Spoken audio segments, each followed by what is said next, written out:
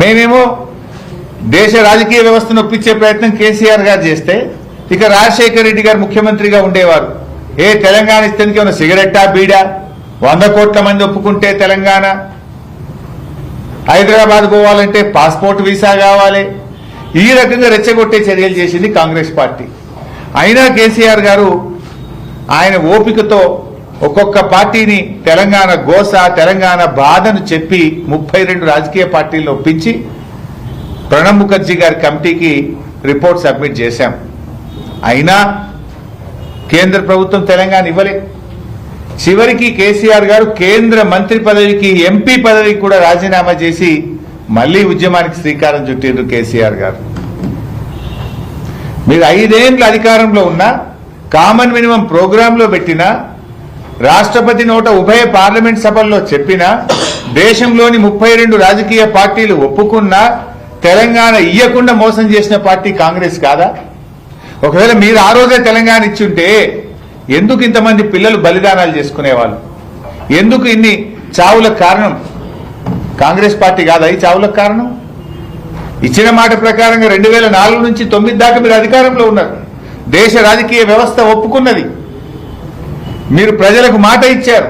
TRS తో పొత్తు పెట్టుకొని తెలంగాణ ఇవ్వకుండా దీన్ని ఎగబెట్టింది కాంగ్రెస్ కాదా? చివరికి మళ్లీ కేసీఆర్ గారు అయితే నా శవయాత్ర లేకపోతే తెలంగాణ జైత్రయాత్ర అని ఆయన బయలుదేరినాడు.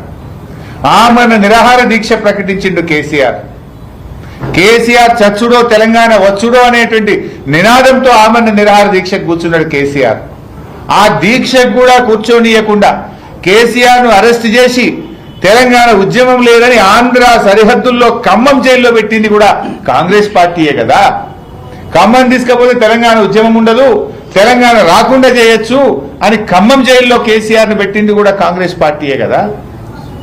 జైల్లో పెట్టిన నిరాహార దీక్ష కొనసాగి 11 రోజులు ప్రాణం సహితం వదలడానికి సిద్ధపడి కేసీఆర్ యొక్క పోరాట ఫలితం కదా డిసెంబర్ 9వ తేదీ ప్రకటన.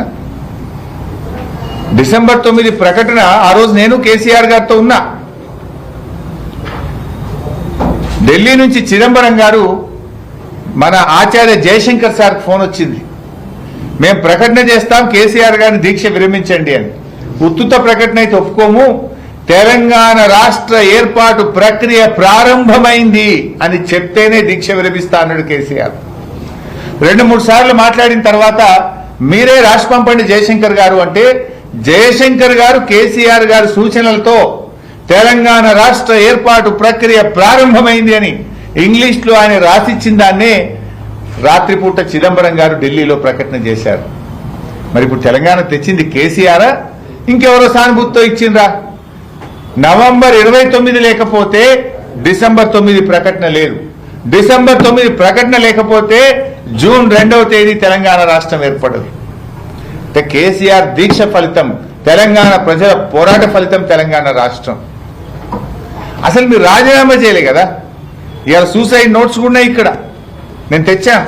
కాంగ్రెస్ ఎమ్మెల్యేలు రాజీనామా చేయలేదు, తెలుగుదేశం ఎమ్మెల్యేలు రాజీనామా చేయలేదని ఎంతో మంది పిల్లలు పాపం చనిపోయింది. ఈ రేవంత్ రెడ్డి ఆ రోజు తెలుగుదేశం ఎమ్మెల్యేగా ఉండి రాజీనామా చేయమంటే చేయకుండా పారిపోయినటువంటి వ్యక్తి తెలంగాణ ఉద్యమం కోసం. ఆ రోజు చంద్రబాబు నాయుడును నిలదీస్తుంటే ఎవడరా మా చంద్రబాబు నాయుడు నిలదీసేది అని తుపాకీ పట్టుకొని బయలుదేరిన రైఫిల్ రెడ్డి రేవంత్ రెడ్డి.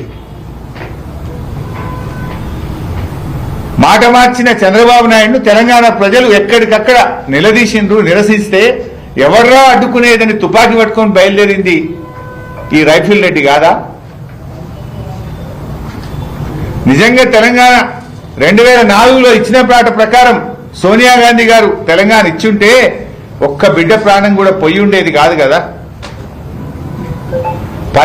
కరెక్ట్గా 15 ఏళ్ళు ఇవాళకి, అంటే మొన్న డిసెంబర్ 9కి 15 ఏళ్ల కింద చిదంబరం గారి ప్రకటన వచ్చిందంటే అది కేసీఆర్ దీక్ష ఫలితం.